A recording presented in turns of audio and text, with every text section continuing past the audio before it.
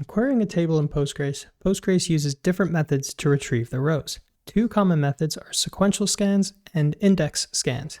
So sequential scans, Postgres reads all rows of a table one by one, whereas an index scan, Postgres uses an index to locate specific rows based on the query condition.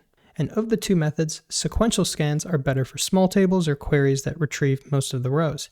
Index scans, on the other hand, have a quicker row lookup. A great way to visualize these methods is to use the explain analyze Postgres command, which is this right here. The explain command shows the execution plan for a query, detailing how the database intends to retrieve the data.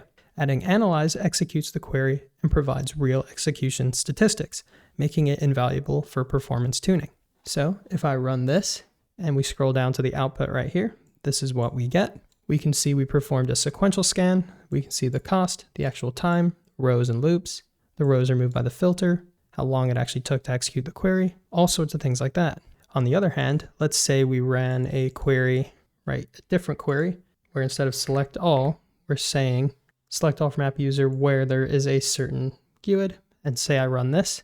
This time we see we get an index scan as opposed to a sequential scan.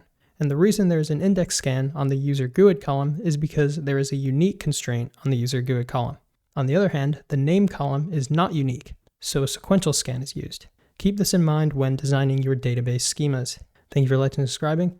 Check out my courses and software in the description. Take it easy.